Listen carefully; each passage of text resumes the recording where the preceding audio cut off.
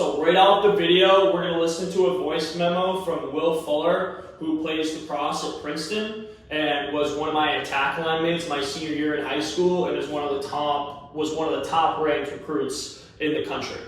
I think the biggest difference between D1 and D3 guys is probably like consistency. Is that like in like many different ways, is like who's putting in the work like over and over again, like doing the reps over and over again, and like on the field, like everyone can make a good play here and now, but like I think the D1 guys like just make the right plays over and over again. Like every game after game, they're putting the ball in the net as an offensive guy, like making stops. It's just like consistent like success. Whereas like the D2 guys might not be just consistent. So if you want to be D1, you have to stand out by making plays over and over again. You have to find what you do really well and just like really excel at that in your team and like find ways to stand out. So I sped that up so it was a little bit quicker. But basically what he just spoke about in the difference between D1 and D3 guys is it's not like hockey, right? The difference between Division I lacrosse and Division III lacrosse is magnitudes. Unless you're playing at a top D3 school like Tufts, Salisbury, Endicott, there's like an ocean between Division III and Division I lacrosse. They're not even like comparable things. So Will talked a lot about his path to college lacrosse. I also was able to pick both my line mates my senior year in high school. Sam McDonald plays at Holy Cross Division I, and Will Fuller plays Division I at Princeton. And I myself did receive some offers, talked to some schools. I was more into hockey.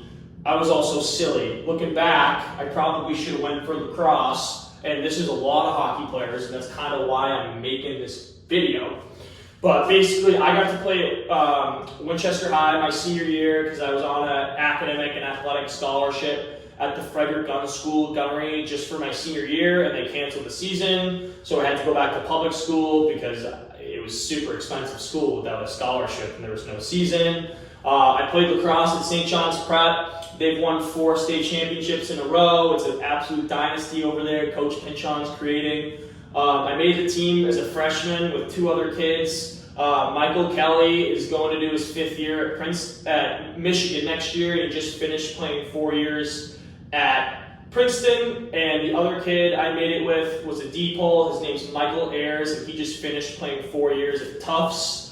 And his younger brother is Jimmy Ayers, and is one of the best players at Johns Hopkins. So I didn't like play a lot my freshman year. I played mostly JV games, but junior year got canceled, but getting to go to practice like freshman year with all those older kids and stuff like that, sophomore year, playing some games, you know what I mean? Like it was a big wake-up call from 8th grade lacrosse to stepping into high school lacrosse. So what I learned about high school lacrosse at St. John's is playing D1 lacrosse is a bag. It is hard. You have to pay attention. Like every day after school, I kind of felt like this is kind of what really high level lacrosse was. But at St. John's Prep, we get out of school at like, let's call it 2:45, right?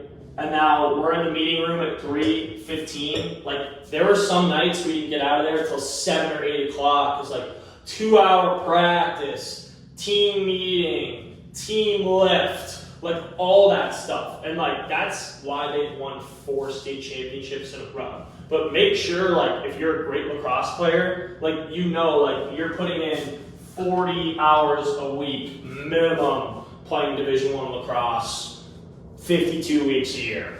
Because like Will just said, the difference between those D3 and those D1 guys is like, yes, there's some good D3 players, but those D1 guys, like they're on the wall every day. They don't miss passes. They're quick. They make the right plays. They don't really miss the net as much when they shoot. Like all those little things are just like taken care of. D3 guys are often like, don't touch a stick the whole summer.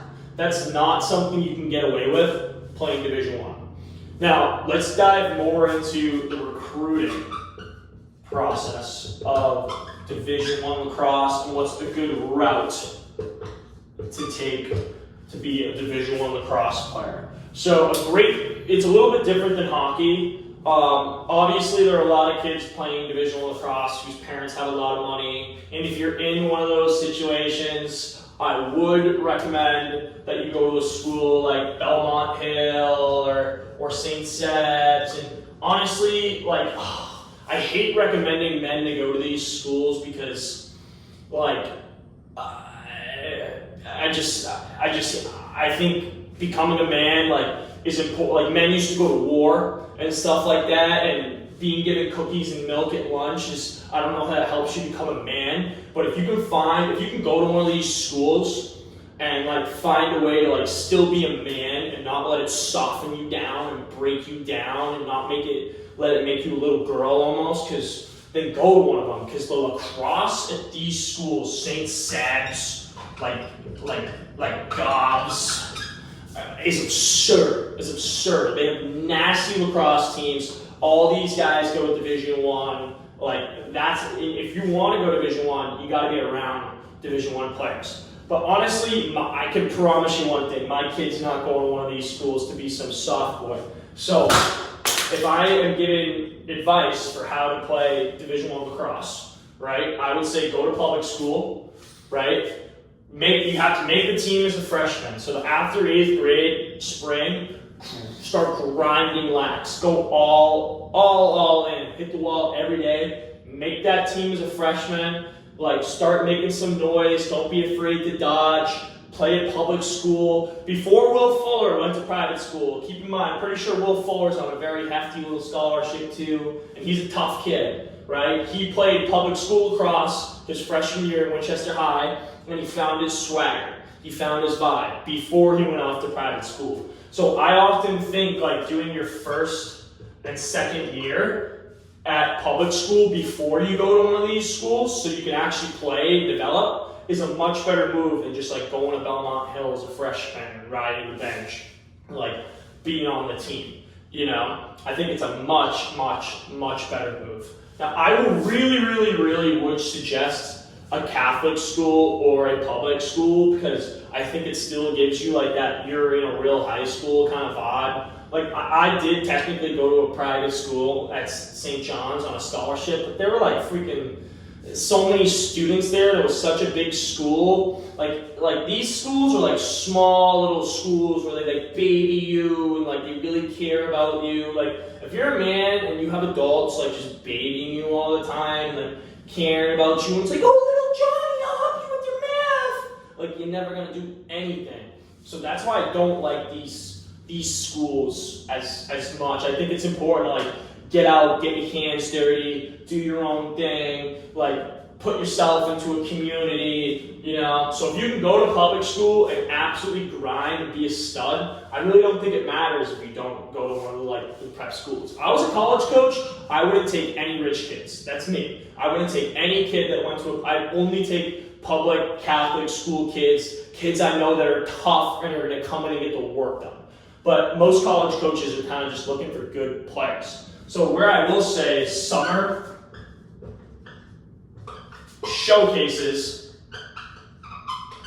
is that's where the recruiting happens, right? So yes, if you're at one of these schools, you're at a really good public school, like you're going to develop, but where you play high school ball it's not like hockey where like you have to be somewhere playing. Like you can't just be playing at public school. Like if you're playing at public school and you're ripping it up, and let's say you're playing for 3D in the summer, Massachusetts, right? Like you're getting looks.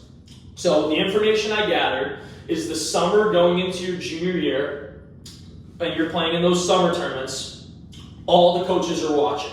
None of them are talking to you until September 1st. The military academies are allowed to reach out to players on July 1st before their junior year. All other schools can't do it until September 1. And basically that summer going into your junior year, you're having the summer of your life. You're playing in all these tournaments. You're trying to get as much exposure as you can, because when September 1 comes around, you have no idea who's calling you. Your coach will kind of give you an idea, but you really don't know who's going to start reaching out and doing this and that. So some of the players I've talked to, for example, Will Fuller was one of the best players in the country. September 1st, his phone's ringing at 12 o'clock. Princeton, Duke, like all these schools are like, hey, what's up, man? You know what I mean? And how he explained it to me is you don't really get offered like right away, because all the rules, I'm 23 years old, all the rules have changed so much since I was doing this in the past couple of years. But these are all like the brand new rules, the September 1 stuff and all this stuff. But basically, unless you're a face-off guy or a goalie, they don't usually offer you over the phone. They usually wait to offer you until you come in for a tour to make sure you're a good fit. So when you go on that tour, you're almost always hoping for an offer at the end of the tour. Now, if you aren't getting reached out to September 1, don't be like, oh, I'm not going D1, there's no way. Like, they might be still checking up on you. They might reach out in October. They might reach out in November, December, January, maybe a little bit later in the winter. But as you get a little bit closer to the spring, it starts to die out a little bit. You know what I mean? And then that next summer comes around again. Now, let's say you went through your whole junior year and you're a pretty good player and you didn't commit Division I, Sam McDonald, who I played high school with, who's a stud, right? Sometimes, I don't know how this kid got missed. It's incredible to me that he got missed, but he almost got missed, right? Because he wasn't committed throughout his entire junior year.